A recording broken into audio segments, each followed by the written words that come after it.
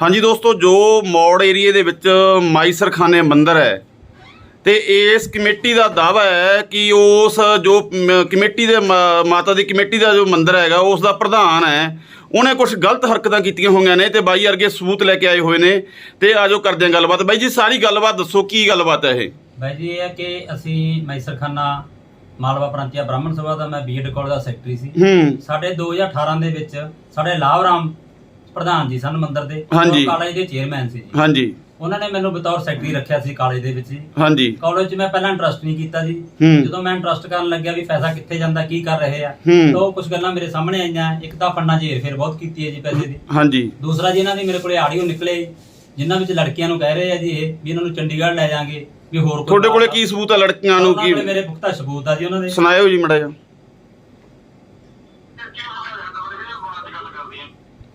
ਫੇਰ ਕੀ ਮੈਂ ਚੱਲ ਹੱਦ ਵਰ ਕਹਿੰਦੀ ਮੈਂ ਬਾਅਦ ਚ ਗੱਲ ਕਰਦੀ ਆਂ। ਭੈਣ ਜੋੜੀ ਚੱਲ ਕੋਈ ਨਹੀਂ, ਨਹੀਂ ਉਹਨੂੰ ਕਹਿੰਦਾ ਹੈਗਾ ਇਹਨੂੰ ਕਾਲਜ 'ਚ ਰੱਖ ਲਓ, ਫਿਰ ਰਖਾ ਦਿੰਦੇ ਆ। ਤੂੰ ਉਹਨੂੰ ਲਿਆ ਪੁੱਠੀ ਯਾਰ ਕਿੱਥੇ। ਹੁਣ ਉਹਨੂੰ ਕੀ ਕਰਾਂ, ਇਹਦਾ ਮਸਾ ਭਜਾਇਆ, ਉਹ ਤੋਂ ਕੀ ਕਰਾਉਣਾ? ਕਿਉਂ ਜਮੀ ਕੰਦਾ ਹੋਏ ਹੋਰ ਬਈ, ਉਹ ਤੋਂ ਕੀ ਕਰਾਉਣਾ?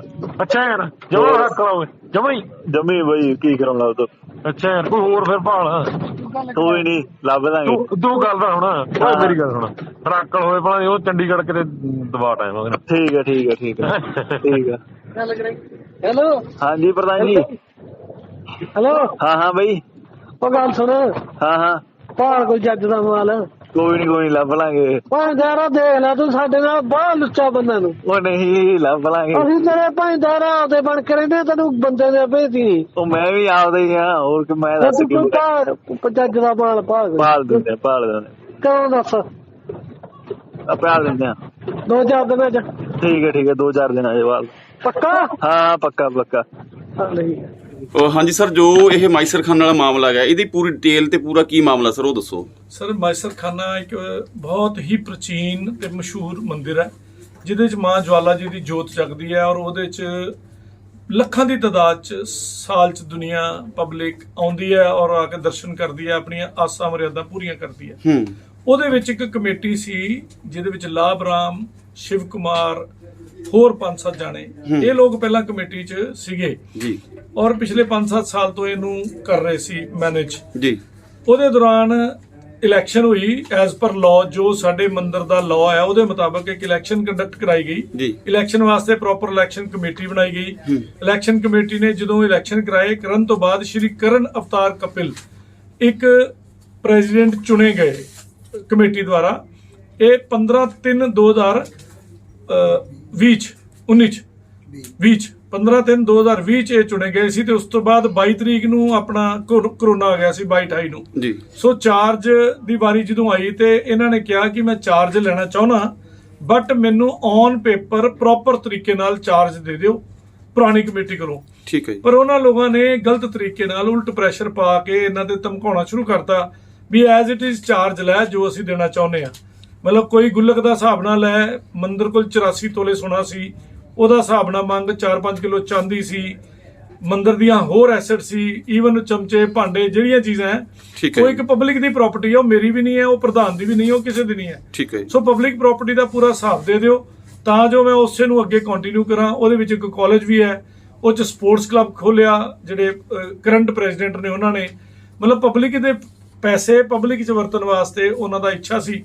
ਤੇ ਪੁਰਾਣੀ ਕਮੇਟੀ ਕੋਲ ਜਦੋਂ ਉਹਨਾਂ ਨੇ ਹਿਸਾਬ ਮੰਗਿਆ ਤੇ ਉਹਨਾਂ ਨੇ ਉਹ ਹਿਸਾਬ ਦੇਣ ਤੋਂ ਇਨਕਾਰ ਕਰਤਾ, ਪਲੱਸ ਇਹਨਾਂ ਨੂੰ ਧੱਕਾ ਕਰਨਾ ਸ਼ੁਰੂ ਕਰਤਾ ਕਿ ਤੁਸੀਂ ਜਿੱਦਾਂ ਵੀ ਅਸੀਂ ਦੇਣਾ ਚਾਹੁੰਦੇ ਹਾਂ ਹਿਸਾਬ ਉਸੇ ਤਰ੍ਹਾਂ ਹੀ ਲਵੋ। ਠੀਕ ਹੈ। ਸੋ ਇਹਨਾਂ ਨੇ ਉਹਦੇ ਤੇ ਆਬਜੈਕਸ਼ਨ ਰੇਜ਼ ਕੀਤੀ।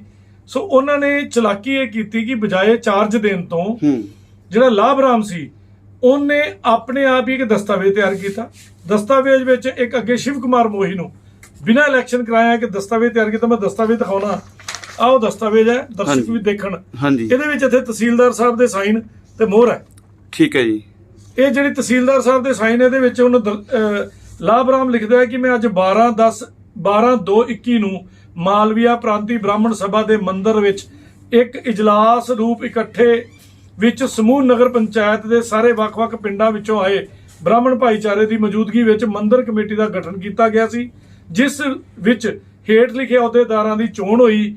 ਇਹ ਕਮੇਟੀ ਦਾ ਗਠਨ ਸੰਵਿਧਾਨ ਅਨੁਸਾਰ ਮਿਤੀ ਸਰਬਸੰਮਤੀ ਨਾਲ 12/2/21 ਤੋਂ 12/2/26 ਤੱਕ ਕੀਤਾ ਗਿਆ ਹੈ। ਇੱਥੇ ਤਰੀਕ ਪਾਉਂਦਾ ਹੈ 12/2/21 ਤੋਂ 12/2/26, ਜਦਕਿ ਇਲੈਕਸ਼ਨ ਪਹਿਲਾਂ ਹੋ ਚੁੱਕੀ ਹੈ। ਨੰਬਰ 1। ਹਾਂਜੀ। ਨੰਬਰ 2, ਇਹਦੇ ਵਿੱਚੋਂ ਕਿਹਨੂੰ ਪ੍ਰਧਾਨ ਕਹਿੰਦਾ ਪਿਆ? ਸ਼ਿਵ ਕੁਮਾਰ ਮੋਹੀ ਪੁੱਤਰ ਜਗਨਨਾਥ ਨੂੰ, ਫਿਰ ਨਰੇਸ਼ ਕੁਮਾਰ ਪੁੱਤਰ ਸੁਖਦੇਵ ਸਿੰਘ ਉਪ ਪ੍ਰਧਾਨ, ਬੀਰਬਲ ਦਾਸ ਪੁੱਤਰ ਹੇਮਰਾਜ ਨੂੰ ਸੈਕਟਰੀ, ਤੇ ਸ਼੍ਰੀ ਭੁਪਿੰਦਰ ਸ਼ਰਮਾ ਸੁਪੁੱਤਰ ਮੋਹਨ ਲਾਲ ਖਜ਼ਾਨਚੀ। ਇਹ ਸਾਰੇ ਮੈਂਬਰਾਂ ਦੀ ਸਹਿਮਤੀ ਨਾਲ ਕਮੇਟੀ ਚੁਣੀ ਗਈ ਹੈ। ਇਹ ਤਹਿਸੀਲਦਾਰ ਸਾਹਿਬ ਦੀ ਮੋਹਰ ਲੱਗਦੀ ਹੈ। ਇੱਧਰ ਇੱਕ ਨੰਬਰ ਪੈਂਦਾ ਹੈ ਤੇ ਇੱਕ ਪਿੰਡ ਦਾ ਸਰਪੰਚ ਸਤਨਾਮ ਸਿੰਘ ਇਹਨੂੰ ਤਸਦੀਕ ਕਰਦਾ ਹੈ। ਇੱਥੇ ਇੱਕ ਗੱਲ ਦੱਸਣੀ ਬੜੀ ਜ਼ਰੂਰੀ ਹੈ ਸਾਰੇ ਮੈਂਬਰਾਂ ਨੂੰ, ਜਿਹੜੇ ਬੁੱਧੀਜੀਵੀ ਇਹ ਦੇਖ ਰਹੇ ਨੇ ਇਸ ਸ਼ੋਅ ਨੂੰ, ਉਹਨਾਂ ਨੂੰ ਇਹ ਦੱਸਦੇ ਹਾਂ ਕਿ ਇਹ ਡਾਕੂਮੈਂਟ ਇੱਕ ਪਾਸੇ ਤਿਆਰ ਕੀਤਾ, ਦੂਜੇ ਪਾਸੇ ਇੱਕ ਨਵਾਂ ਰੈਜ਼ੋਲੂਸ਼ਨ ਬਣਾਇਆ ਜਿਹਦੇ ਵਿੱਚ 22 ਤਰੀਕ ਲਿਖ ਦਿੱਤੀ ਗਈ ਕਿ 22/2 ਨੂੰ ਇਲੈਕਸ਼ਨ ਹੋਏ। ਤੀਜੇ ਪਾਸੇ ਇਸੇ ਗੱਲ ਦੀ ਕੰਟਰੋਵਰਸੀ ਦੱਸਦਾ, ਤੀਜੇ ਪਾਸੇ ਜਦੋਂ ਇਹਦੇ ਤੇ ਜਾਲੀ ਤੌਰ ਤੇ 145 ਲਵਾਈ ਗਈ, 145/46, ਉਹਦੇ ਵਿੱਚ ਜਿਹੜੇ ਬਿਆਨ ਹੋਏ ਉਹਦੇ ਚ ਚੌਥੀ ਧਿਰ ਹੈ ਸਤਨਾਮ ਸਿੰਘ। ਸਤਨਾਮ ਸਿੰਘ ਹੀ ਕਹਿੰਦਾ ਵੀ ਉੱਥੇ ਕੋਈ ਵੀ ਨਹੀਂ ਸੀ, ਆ 3 ਬੰਦੇ ਬੈਠੇ ਸੀ, ਇਹਨਾਂ ਨੇ ਮੈਨੂੰ ਸੱਦਿਆ, ਮੈਂ 22 ਤਰੀਕ ਨੂੰ ਗਿਆ ਤੇ ਮੈਂ ਇਹਨਾਂ ਨੇ ਕਿਹਾ ਵੀ ਕਾਗਜ਼ ਤੇ ਮੋਹਰ ਲਾ ਦੇ, ਤੇ ਮੈਂ ਕਾਗਜ਼ ਤੇ ਮੋਹਰ ਲਾਤੀ। ਫਿਰ ਹੋਰ ਜਿਹੜੇ 25-50 ਬੰਦਿਆਂ ਦੇ ਸਾਈਨ ਹੈ, ਉਹ ਪਤਾ ਨਹੀਂ ਉਹ ਸਾਈਨ ਪੈਰ 'ਚ ਪੈਨ ਫੜ ਕੇ ਕੀਤੇ ਹੈ ਕਿ ਖੱਬੇ ਹੱਥ ਨਾਲ ਕੀਤੇ ਹੈ। ਨਾਂ ਲਿਖਿਆ ਹੈ ਘੁੱਗੀ ਜੀ ਮਾਰੀ ਹੈ, ਨਾ ਕਿਸੇ ਦਾ ਆਧਾਰ ਕਾਰਡ ਹੈ, ਨਾ ਕਿਸੇ ਦਾ ਮੋਬਾਈਲ ਨੰਬਰ ਹੈ, ਨਾ ਕਿਸੇ ਦਾ ਐਡਰੈਸ ਹੈ। ਮਤਲਬ ਟੋਟਲੀ ਖਾਨਾ ਪੂਰਤੀ ਕੀਤੀ ਹੈ ਕਮੇਟੀ ਦੀ? ਨਹੀਂ, ਫਰਜ਼ੀਵਾੜਾ ਕੀਤਾ ਗਿਆ। ਇਹ ਤਹਿਸੀਲਦਾਰ ਸਾਹਿਬ ਦੀ ਮੋਹਰ ਜਾਲੀ ਹੈ। ਇਹਦਾ ਮੇਰੇ ਕੋਲ ਦਸਤਾਵੇਜ਼ ਮੌਜੂਦ ਹੈ।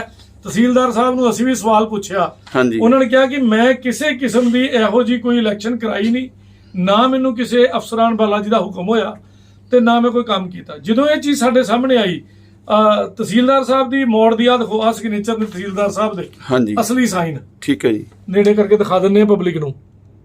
ਇਹ ਅਸਲੀ ਚਿੱਠੀ ਹੈ, ਨੰਬਰ ਲੱਗਾ 1099 16/10/22 ਨੂੰ, ਤੇ ਨਕਲੀ ਸਾਈਨ ਵੀ ਵੇਖ ਲੈਣ, ਆਮ ਜਨਤਾ ਵੀ ਵੇਖ ਲੂਗੀ ਕਿ ਸਾਈਨ ਜਾਲੀ ਨੇ। ਆ ਮੇਰੇ ਉਂਗਲੀ ਕੋਲ ਨਿਸ਼ਾਨ ਨੇ। ਠੀਕ ਹੈ ਜੀ, ਇਹ ਦੋਨੋਂ ਸਾਈਨ ਵੀ ਵੇਖ ਲਓ ਜਾਲੀ ਹੈ। ਤੇ ਜਦੋਂ ਇਹ ਦਿੱਤੇ ਗਏ ਤੇ ਅਸੀਂ ਫਿਰ ਇੱਕ ਕੰਪਲੇਂਟ ਮੂਵ ਕੀਤੀ ਡੀਜੀਪੀ, ਹੋਮ ਸੈਕਟਰੀ, ਸਾਰਿਆਂ ਨੂੰ, ਪ੍ਰਧਾਨ ਜੀ ਦੁਆਰਾ, ਸ਼੍ਰੀ ਕਰਨ ਅਵਤਾਰ ਕਪਿਲ ਵੱਲੋਂ। ਔਰ ਜਦੋਂ ਉਦੋਂ ਤੇ ਵੀ ਕੋਈ ਸੁਣਵਾਈ ਨਹੀਂ ਹੋਈ, ਕਿਉਂਕਿ ਇਹ ਜਿਹੜਾ ਨਾ ਪੋਲੀਟੀਕਲੀ ਮੋਟੀਵੇਟਡ ਮੈਟਰ ਸੀ, ਕਈ ਸਾਰੇ ਸੰਤਰੀ ਮੰਤਰੀ ਤੰਤਰੀ ਇਹਦੇ 'ਚ ਜੁੜੇ ਸੀ। ਸੋ ਅਸੀਂ ਫਿਰ ਮਾਨਯੋਗ ਹਾਈ ਕੋਰਟ ਦਾ ਦਰਵਾਜ਼ਾ ਖੜਕਾਇਆ। ਸ਼੍ਰੀ ਅਮੋਲ ਰਤਨ ਸਿੱਧੂ ਜੀ ਤੇ ਕੇਸ ਲੱਗਿਆ, 31/3 ਵਾਸਤੇ ਪੈਂਡਿੰਗ ਹੈ। ਔਰ ਮਾਨਯੋਗ ਹਾਈ ਕੋਰਟ ਨੇ ਐਸਐਸਪੀ ਬਠਿੰਡਾ ਕੋਲੋਂ ਇਹਦੇ ਤੇ ਐਫੀਡੇਵਿਟ ਮੰਗਿਆ ਕਿ ਸਾਨੂੰ ਐਫੀਡੇਵਿਟ ਦੇ। ਇਹਦੇ ਦੌਰਾਨ ਇਹਨਾਂ ਦਾ ਇੰਨਾ ਜ਼ਿਆਦਾ ਜਿਗਰਾ ਵੱਧ ਗਿਆ, ਸ਼ਿਵ ਕੁਮਾਰ ਮੋਹੀ, ਲਾਭ ਰਾਮ, ਨਰੇਸ਼ ਕੁਮਾਰ, ਬੀਰਬਲ ਤੇ ਭੁਪਿੰਦਰ ਹੋਣਾ ਦਾ, ਇਹਨਾਂ ਨੇ ਕਈ ਹੋਰ ਦਸਤਾਵੇਜ਼ ਤਿਆਰ ਕੀਤੇ। ਮਾਨਯੋਗ ਅਦਾਲਤ ਤਲਵੰਡੀ ਸਾਬੋ ਵਿਖੇ ਇਹਨਾਂ ਨੇ ਆਪਣੇ ਆਪ ਨੂੰ ਪ੍ਰਧਾਨ ਕਹਿ ਕੇ ਇੱਕ ਐਪਲੀਕੇਸ਼ਨ ਮੂਵ ਕੀਤੀ, ਜਿਹਨੂੰ ਮੈਂ ਇੱਕ ਬਤੌਰ ਵਕੀਲ ਇੰਨੀ ਗੱਲ ਦੱਸ ਦਿੰਦਾ, ਉਹਨੂੰ ਅਨਕੁਆਲੀਫਾਈਡ ਸੂਟ, ਇਲੀਗਲ ਪਟੀਸ਼ਨ ਔਰ ਐਪਲੀਕੇਸ਼ਨ ਕਿਹਾ ਜਾਂਦਾ। ਉਹ ਕਿਸ ਤਰ੍ਹਾਂ, ਜਦੋਂ ਵੀ ਕੋਈ ਅਸੀਂ ਐਪਲੀਕੇਸ਼ਨ ਮੂਵ ਕਰਦੇ ਹਾਂ, ਉਹਦੇ ਵਿੱਚ ਲਾਸਟ ਦੇ ਉੱਤੇ ਇੱਕ ਵੈਰੀਫਿਕੇਸ਼ਨ ਬਹੁਤ ਜ਼ਰੂਰੀ ਹੁੰਦੀ ਹੈ। ਉਹਦੇ ਵਿੱਚ ਸਹੁੰ ਚੁੱਕੀ ਜਾਂਦੀ ਹੈ ਕਿ ਜੋ ਵੀ ਮੈਂ ਇਸ ਪਟੀਸ਼ਨ 'ਚ ਗੱਲਾਂ ਲਿਖੀਆਂ ਨੇ ਉਹ ਪੂਰੀ ਤਰ੍ਹਾਂ ਸੱਚ ਹੈ, ਕਿਸੇ ਕਿਸਮ ਦਾ ਕੋਈ ਪਾਰਟ ਇਹਦੇ 'ਚ ਝੂਠਾ ਨਹੀਂ ਹੈ। ਆਹ ਦੇਖੋ, ਇਹ ਸਾਡੇ ਵੱਲੋਂ ਦਿੱਤੀ ਗਈ ਪਟੀਸ਼ਨ ਹੈ, ਇਹਦੇ ਵਿੱਚ ਥੱਲੇ ਵੈਰੀਫਿਕੇਸ਼ਨ ਪਾਰਟ ਹੈ ਤੇ ਵੈਰੀਫਿਕੇਸ਼ਨ ਦੇ ਥੱਲੇ ਸਾਈਨ ਹੈ, ਔਰ ਵੈਰੀਫਿਕੇਸ਼ਨ ਦੇ ਉੱਪਰ ਜਿਹੜਾ ਵੀ ਬੰਦਾ ਕਰਦਾ ਉਹਦੇ ਸਾਈਨ ਹੁੰਦੇ। ਇੱਕ ਵੈਰੀਫਿਕੇਸ਼ਨ ਹੁੰਦੀ ਹੈ ਔਰ ਇਹਦੀ ਸਪੋਰਟ ਵਿੱਚ ਇੱਕ ਐਫੀਡੇਵਿਟ ਲੱਗਦਾ ਹੈ।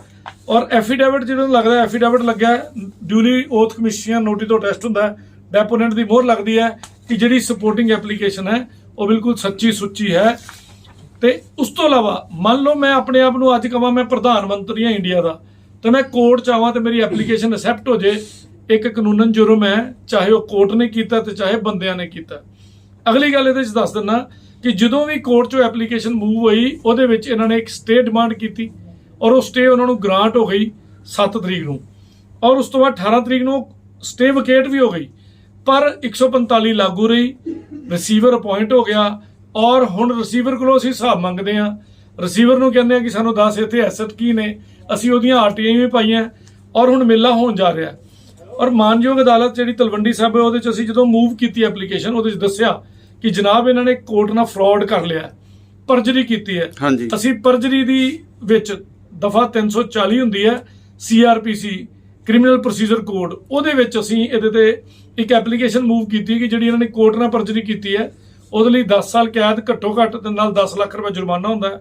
ਅਸੀਂ ਉਹਦੀ ਡਿਮਾਂਡ ਕੀਤੀ ਹੈ। 151 CPC ਦੀ inherent powers of the court application move ਕੀਤੀ ਹੈ ਕਿ ਜਿਹੜੀ ਇਹਨਾਂ ਨੇ ਆਰਡਰ 23 ਰੂਲ 3 ਦੀ ਐਪਲੀਕੇਸ਼ਨ ਮੂਵ ਕੀਤੀ ਹੈ ਉਹ ਬਿਲਕੁਲ ਇਲੀਗਲ, ਜਾਲੀ, ਫਰਜੀ ਤੇ ਮਿਸਲੀਡਿੰਗ ਹੈ। ਉਹਦੇ ਵਿੱਚ ਆਪਣੇ ਆਪ ਨੂੰ ਜਿਹੜਾ ਇਹਨਾਂ ਨੇ ਪ੍ਰਧਾਨ ਲਿਖਿਆ, ਉਸ ਪ੍ਰਧਾਨਗੀ ਦਾ ਕੋਈ ਦਸਤਾਵੇਜ਼ ਇਹਨਾਂ ਨੇ ਕੋਰਟ ਤੇ ਨਹੀਂ ਲਾਇਆ, ਨਾ ਉਹਦਾ ਕੋਈ ਐਫੀਡੇਵਿਟ ਦਿੱਤਾ। ਸੋ ਇਹੋ ਜਿਹੀਆਂ ਪ੍ਰੋਸੀਡਿੰਗਸ ਇੱਥੇ ਚੱਲ ਰਹੀਆਂ। ਇਸੇ ਤਰ੍ਹਾਂ ਮਾਨਯੋਗ ਹਾਈ ਕੋਰਟ 'ਚ ਵੀ ਅਸੀਂ ਸਾਰੀਆਂ ਪ੍ਰੋਸੀਡਿੰਗਸ ਡੇ ਬਾਏ ਡੇ ਚਲਾ ਰਹੇ ਹਾਂ। ਔਰ ਇੱਕੋ ਹੀ ਮੰਗ ਹੈ ਮੇਰੀ ਔਰ ਮੇਰੇ ਟੀਮ ਦੀ, ਜਿਨ੍ਹਾਂ ਵੱਲੋਂ ਮੈਂ ਮੰਦਿਰ ਦੇ ਪ੍ਰਧਾਨ ਜੀ ਵੱਲੋਂ ਜਿਹੜਾ ਕੇਸ ਲੜ ਰਿਹਾ, ਕਿ ਸਾਨੂੰ ਜਿਹੜਾ ਬੰਦਾ ਇਹ ਲੋਕ ਕਲੇਮ ਕਰਦੇ ਕਿ ਅਸਲੀ ਪ੍ਰਧਾਨ ਹੈ, ਇਹ ਉਹਲੇ ਡਾਕੂਮੈਂਟ ਕੋਰਟ 'ਚ ਪੇਸ਼ ਕਰ ਦੇਣ, ਐਫੀਡੇਵਿਟ ਤੇ ਸੈਲਫ ਟੈਸਟ ਕਰਕੇ ਤੇ ਟੈਸਟ ਕਰਾ ਕੇ। ਮੇਰੇ ਪ੍ਰਧਾਨ ਜੀ ਜੋ ਆਪਣੀ ਉਹ ਸੀਟ ਛੱਡਣ ਨੂੰ ਤਿਆਰ ਨੇ, ਉਹਨਾਂ ਨੂੰ ਕੋਈ ਲਾਲਚ ਨਹੀਂ। ਉਹਨਾਂ ਨੇ ਈਵਨ ਸਬ ਕਮੇਟੀ ਵੀ ਬਣਾਤੀ ਔਰ ਅਗਲੀਆਂ ਸਬ ਕਮੇਟੀਆਂ ਫਾਰਮ ਕਰਨ ਦੇ ਚੱਕਰ 145 ਲਾ ਕੇ ਰੁਕਿਆ ਤਾਂ ਕਿ ਟਰਾਂਸਪੇਰੈਂਟ ਕੰਮ ਚੱਲੇ। ਜਿਹੜੇ ਗਰੀਬ ਘਰਾਂ ਦੇ ਬੱਚੇ, ਲੋੜਵੰਦ ਪਰਿਵਾਰ ਹੈ, ਬਿਨਾਂ ਜਾਤ ਵੇਖਿਆ, ਉਹਨਾਂ ਨੂੰ ਪੜ੍ਹਾਈ, ਉਹਨਾਂ ਦੀ ਐਜੂਕੇਸ਼ਨ, ਉਹਨਾਂ ਦੀ ਮੈਡੀਕਲ, ਉਹਨਾਂ ਦੀ ਸਪੋਰਟਸ, ਇਹੋ ਜਿਹੀਆਂ ਕੈਟਾਗਰੀਆਂ ਵਿੱਚ ਉਹਨਾਂ ਨੂੰ ਮੌਕਾ ਦਿੱਤਾ ਜਾਵੇ ਨੈਸ਼ਨਲ ਇੰਟਰਨੈਸ਼ਨਲ ਪਹੁੰਚਣ ਦਾ। ਖੇਡਾਂ ਦੇ ਕੈਂਪ ਲਾਏ ਜਾਣ ਤਾਂ ਕਿ ਜਿਹੜੇ ਅਨਪ੍ਰਿਵਿਲੇਜਡ ਫੈਮਿਲੀ ਹੈ, ਇਰਰਿਸਪੈਕਟਿਵ ਆਫ ਕਾਸਟ, ਉਹਨਾਂ ਨੂੰ ਇਹ ਸਭਾ ਜਿਹੜੀ ਹੈ ਇਹ ਅੱਗੇ ਲੈ ਕੇ ਜਾ ਸਕੇ। ਔਰ ਮਹਾਮਾਈ ਦਾ ਜੋ ਸ਼ਿੰਗਾਰ ਹੋਣਾ ਹੈ, ਜੋ ਉਹਦੇ ਮਰਿਆਦਾ ਅਪਣਾਈ ਜਾਂਦੀ ਹੈ ਨਵਰਾਤਰਿਆਂ ਦੇ ਦੌਰਾਨ ਤੇ ਉਹਨਾਂ ਦੇ ਦੌਰਾਨ, ਉਹਦਾ ਧਿਆਨ ਰੱਖਿਆ ਜਾ ਸਕੇ ਤੇ ਜਿਹੜੇ ਫਰਜ਼ੀਵਾੜੇ ਅੱਜ ਤੱਕ ਹੋਏ ਨੇ ਉਹਦਾ ਪਰਦਾਫਾਸ਼ ਕੀਤਾ ਜਾ ਸਕੇ। ਕਿਉਂਕਿ ਮਲਟੀਪਲ ਫਰਾਡ ਨੇ, ਦੋਸ਼ੀ ਪਾਰਟੀ ਡਰ ਰਹੀ ਹੈ। ਬਟ ਮਾਨਯੋਗ ਅਦਾਲਤ ਨੂੰ ਮੈਂ ਥੈਂਕ ਯੂ ਕਰਨਾ ਚਾਹੁੰਦਾ ਕਿ ਉਹਨਾਂ ਨੇ ਹੁਣ 2-2 ਦਿਨ ਦੀ ਤਰੀਕ ਦੇਣੀ ਸ਼ੁਰੂ ਕਰਤੀ ਹੈ। ਰੀਸੈਂਟਲੀ ਹੁਣੇ ਅਸੀਂ ਐਪਲੀਕੇਸ਼ਨ ਮੂਵ ਕੀਤੀ ਹੈ ਕਿ ਉਹ ਆਪਣੀ ਪ੍ਰਧਾਨਗੀ ਦੇ ਪ੍ਰੂਫ ਸਾਰੇ ਕੋਰਟ ਦੇ ਅੱਗੇ ਪੇਸ਼ ਕਰਨ, ਥਰੂ ਡਿਊਲੀ ਅਟੈਸਟਿਡ, ਮੋਹਰ ਠੱਪੇ ਲਾ ਕੇ। ਜੇ ਉਹ ਪ੍ਰੂਵ ਕਰ ਜਾਂਦੇ ਨੇ ਤੇ ਰੁੱਖ ਦੂਜੇ ਪਾਸੇ ਜਾਏਗਾ, ਜੇ ਉਹ ਪ੍ਰੂਵ ਨਹੀਂ ਕਰ ਜਾਂਦੇ ਤੇ ਘੱਟੋ ਘੱਟ 20 ਸਾਲ ਕੈਦ ਹੋਣੀ ਉਹਨਾਂ ਨੂੰ ਔਰ ਜ਼ਮਾਨਤਾਂ ਵੀ ਸ਼ਾਇਦ ਨਾ ਹੀ ਹੋਣ। ਕਿਉਂਕਿ 84 ਤੋਲੇ ਸੋਨਾ ਗਾਇਬ ਹੈ ਮੰਦਿਰ ਚੋਂ, 4 ਕਿਲੋ ਚਾਂਦੀ ਗਾਇਬ ਹੈ, ਕਈ ਭਾਂਡੇ ਚਮਚੇ ਤੱਕ ਗਾਇਬ ਹੋ ਚੁੱਕੇ ਨੇ। ਔਰ ਉਸ ਤੋਂ ਇਲਾਵਾ ਜਿਹੜੀਆਂ ਅਸ਼ਲੀਲ ਹਰਕਤਾਂ ਹੋਰ ਸਾਡੀ ਸਮਾਜ ਦੇ ਲੋਕ ਦੱਸਦੇ ਨੇ, ਉਹ ਹਲੇ ਅਨਰਿਪੋਰਟਡ ਹੈ। ਉਹਦੀ ਵੀ ਟਾਈਮ ਆਏਗਾ ਤੇ ਉਹਦੀ ਵਾਰੀ ਵੀ ਆ ਜਾਏਗੀ। ਔਰ ਇਹਦੇ 'ਚ ਕਈ ਸਾਰੇ ਹੋਰ ਲੋਕ ਵੀ ਸ਼ਾਮਲ ਨੇ ਜਿਨ੍ਹਾਂ ਦਾ ਟਾਈਮ ਪਾ ਕੇ ਨਾਮ ਆਉਂਦਾ ਜਾਏਗਾ। ਸਰ ਇੱਕ ਹੋਰ ਹੈ ਵੀ ਆਪਣਾ ਪੂਰਾ ਹਿੰਦੁਸਤਾਨ ਸਨਾਤਨ ਧਰਮ ਨਾਲ ਜੁੜਿਆ ਹੋਇਆ ਹੈਗਾ ਜੀ, ਤੇ ਇਹਦੇ ਵਿੱਚ ਸਨਾਤਨ ਧਰਮ ਦਾ ਇੱਕ ਬਹੁਤ ਵੱਡਾ ਤੋਹੀਨ ਨਹੀਂ ਕੀਤੀ ਇਸ ਬੰਦਿਆਂ ਨੇ। ਸਰ ਉਹਦੇ ਵਾਸਤੇ ਜਿਹੜੀ ਧਾਰਮਿਕ ਭਾਵਨਾ ਨੂੰ ਠੇਸ ਪਹੁੰਚਾਉਣਾ, ਜਿਹੜੀ ਇਹ ਤਹਿਸੀਲਦਾਰ ਸਾਹਿਬ ਦੀ ਜਾਲੀ ਮੋਹਰ, ਜਾਲੀ ਸਾਈਨ ਹੈ, ਇਹਦੇ 'ਚ ਦੇਸ਼ ਦਰੋਹ ਦਾ ਮੁਕੱਦਮਾ ਦਰਜ ਹੁੰਦਾ ਹੈ, ਇਹਦੇ 'ਚ ਉਮਰ ਕੈਦ ਹੁੰਦੀ ਹੈ। ਇਹਦੇ ਵਾਸਤੇ ਅਸੀਂ ਐਪਲੀਕੇਸ਼ਨ ਮੂਵ ਕਰ ਚੁੱਕੇ ਹਾਂ ਔਰ ਸਾਡੇ ਨਾਲ ਸਾਡੇ ਹੋਰ ਵੀ ਸੱਜਣ ਜੁੜੇ ਨੇ ਜਿਹੜੇ ਸਨਾਤਨ ਧਰਮ ਦੇ ਜਿਹੜੇ ਜਿੰਨੇ ਵੀ ਮੰਦਿਰ ਨੇ ਜਾਂ ਜਿਹੜੇ ਵੀ ਸਾਡੇ ਗੁਰਦੁਆਰੇ ਮੰਦਿਰ ਨੇ, ਜਿਹੜੇ ਵੀ ਇਸ ਕੈਟਾਗਰੀ 'ਚ ਆਉਂਦੇ ਨੇ, ਜਿਹੜੇ ਇਸ ਮਰਿਆਦਾ ਨੂੰ ਮੰਨਦੇ ਨੇ, ਉਹਨਾਂ ਨੂੰ ਵੀ ਇਕੱਤਰ ਕੀਤਾ ਜਾ ਰਿਹਾ ਹੈ। ਔਰ ਉਹਦੇ ਵਾਸਤੇ ਜੋ ਵੀ ਲੋੜੀਂਦੇ ਸਟੈਪ ਹੈ ਅਸੀਂ ਲੈ ਰਹੇ ਹਾਂ ਔਰ ਬਹੁਤ ਜਲਦੀ ਅਸੀਂ ਇਹਦਾ ਪਰਦਾਫਾਸ਼ ਕਰ ਦਿਆਂਗੇ ਔਰ ਪਬਲਿਕ ਦੇ ਸਾਹਮਣੇ, ਪਬਲਿਕ ਦੀ ਚੀਜ਼, ਪਬਲਿਕ ਦੀ ਸਾਰਾ ਕੁਝ ਉਹਨਾਂ ਨੂੰ ਸਮਾ ਦਿੱਤਾ ਜਾਏਗਾ ਔਰ ਪਬਲਿਕ ਇਹਦਾ ਧਿਆਨ ਰੱਖੇਗੀ ਇਸ ਸਭਾ ਦਾ, ਇਸ ਸਾਡੀ ਸੁਸਾਇਟੀ ਦਾ, ਕਿਉਂਕਿ ਪਬਲਿਕ ਹੈ, ਅਸੀਂ ਸਾਡਾ ਇਹਦੇ 'ਚ ਕੁਝ ਨਹੀਂ ਹੈ। ਇੱਕ ਸਰ ਕਮੇਟੀ ਵੱਲੋਂ ਕਿਹਾ ਜਾ ਰਿਹਾ ਵੀ ਇਹਨਾਂ ਨੇ ਜੋ ਮਤਲਬ ਬੀਐਡ ਵਾਲੇ ਕਾਲਜ ਦੀਆਂ ਲੜਕੀਆਂ ਸੀ, ਉਹਨਾਂ ਨਾਲ ਇਸ ਪੁਰਾਣੀ ਕਮੇਟੀ ਦੇ ਪ੍ਰਧਾਨ ਵਗੈਰਾ ਨੇ ਜਾਂ ਕੁਝ ਨਵੀਂ ਕਮੇਟੀ ਦੱਸਣਾ ਵੀ ਉਹਨਾਂ ਨੇ ਅਸ਼ਲੀਲ ਹਰਕਤਾਂ ਕੀਤੀਆਂ ਨੇ, ਵੀ ਰਿਕਾਰਡਿੰਗ ਵਗੈਰਾ ਇਹਨਾਂ ਦੇ ਕੋਲ ਹੈਗੀ। ਉਹਨਾਂ ਬਾਰੇ ਕੀ ਕਹਿਣਾ ਚਾਹੋਗੇ ਤੁਸੀਂ? ਉਹਨਾਂ ਤੇ ਅੱਗੇ ਕੀ ਕਾਰਵਾਈ ਕਰ ਰਹੇ ਹੋ? ਹਲੇ ਪਹਿਲਾਂ ਮੈਨੂੰ ਜਿਹੜੀ ਇਹਨਾਂ ਦੀ ਪ੍ਰੈਜ਼ੀਡੈਂਟਸ਼ਿਪ ਹੈ, ਜਾਲੀ ਪ੍ਰੈਜ਼ੀਡੈਂਟਸ਼ਿਪ, ਤੇ ਜਿਹੜੀ ਤਹਿਸੀਲਦਾਰ ਦੇ ਜਿਹੜੇ ਲੋਕ ਜਾਲੀ ਮੋਹਰ ਲਾ ਸਕਦੇ ਆ, ਇਹੋ ਜਿਹੀਆਂ ਅਸ਼ਲੀਲ ਹਰਕਤਾਂ ਕਰਨੀਆਂ, ਇਹੋ ਜਿਹੇ ਮੈਸੇਜ ਕਰਨੇ, ਉਹਨਾਂ ਲਈ ਬੜੀ ਛੋਟੀ ਗੱਲ ਹੈ। ਜਿਹੜੇ ਮਾਤਾ ਰਾਣੀ ਦਾ ਜਾਂ ਧਾਰਮਿਕ ਸੰਸਥਾ ਦਾ ਪੈਸਾ ਖਾ ਗਏ, ਇਸ ਤੋਂ ਘਟੀਆ ਗੱਲ ਹੋਰ ਕੀ ਕਰ ਸਕਦੇ ਨੇ? ਆਪਣਾ ਬੱਚਾ ਵੇਚਣ ਵਾਲੀ ਗੱਲ ਕੀਤੀ ਉਹਨਾਂ ਨੇ। ਇਸ ਸੰਸਥਾ ਤੇ ਗਰੀਬ ਆਦਮੀ ਆਪਣੇ ਖੋਤੇ ਤੋਂ, ਆਪਣੇ ਜਾਨਵਰ ਤੋਂ, ਆਪਣੇ ਬਜ਼ੁਰਗ ਤੋਂ ਪੈਸੇ ਵਾਰ ਕੇ ਚੜਾਉਣ ਆਉਂਦਾ ਹੈ ਕਿ ਰੱਬ ਉਹਨੂੰ ਤਾਕਤ ਦੇ, ਉਹਨੂੰ ਬਿਮਾਰੀ ਤੋਂ ਬਾਹਰ ਕੱਢ। ਹਰ ਤਰ੍ਹਾਂ ਦੀ ਆਸ ਮਰਿਆਦ ਲੈ ਕੇ ਕੋਈ ਬੱਚਾ ਮੰਗਣ ਆਉਂਦਾ ਹੈ, ਕੋਈ ਬਜ਼ੁਰਗ ਦੀ ਸਿਹਤ ਮੰਗਣ ਆਉਂਦਾ ਹੈ, ਕੋਈ ਘਰ ਦੇ ਜੀਅ ਦੀ। ਸਾਡੇ ਘਰਾਂ 'ਚ ਜਿਹੜਾ ਲਵੇਰਾ ਉਹਦਾ ਵੀ ਉਹ ਵੀ ਸਾਡਾ ਘਰ ਦਾ ਜੀਅ ਹੈ। ਸੋ ਇਹ ਥਾਵਾਂ ਜਿਹੜੀਆਂ ਪੂਜਾ ਦੇ ਸਥਾਨ ਹੈ, ਇੱਥੋਂ ਅਸੀਂ ਮੰਗਣ ਆਉਂਦੇ ਹਾਂ। ਤੇ ਜਿਹੜਾ ਬੰਦਾ ਇੱਥੇ ਆ ਕੇ ਜਾਲੀ ਮੋਹਰਾਂ ਲਾ ਕੇ ਪੈਸੇ ਖਾ ਸਕਦਾ ਹੈ, ਉਹ ਆਪਣਾ ਬੱਚਾ ਵੀ ਵੇਚ ਸਕਦਾ। ਕਿਸੇ ਕੁੜੀ ਨਾਲ ਤੇ ਕੋਈ ਗੰਦੀ ਹਰਕਤ ਕਰਨੀ ਬਹੁਤ ਛੋਟੀ ਗੱਲ ਉਹਨਾਂ ਲਈ। ਕਿਤੇ ਨਾ ਕਿਤੇ ਸਰ ਜੋ ਸਾਡੇ ਧਰਮ ਦੇ ਲੋਕ ਇਸ ਮੰਦਿਰ ਨਾਲ ਆਸਥਾ ਜੁੜੀ ਹੋਈ ਹੈ, ਉਹਨਾਂ ਦੇ ਮਨ ਤੇ ਠੇਸ ਨਹੀਂ ਪਹੁੰਚੇਗੀ ਸਰ? ਭਾਜੀ ਉਹਨਾਂ ਨੇ ਆਪਣੇ ਉੱਪਰ ਤੇਲ ਪਾਲਿਆ ਸੀ ਔਰ ਉਹ ਮਰਨ ਲੱਗੇ ਸੀ ਔਰ ਉੱਥੋਂ ਡੀਐਸਪੀ ਰੂਲਰ ਆਪਣੇ ਬੂਟ ਛੱਡ ਕੇ ਭੱਜਿਆ। ਉਹਦੇ ਬੂਟ ਅੱਜ ਵੀ ਸਾਡੇ ਕੋਲ ਮੰਦਿਰ 'ਚ ਪਏ ਨੇ, ਸਬੂਤ ਹੈ।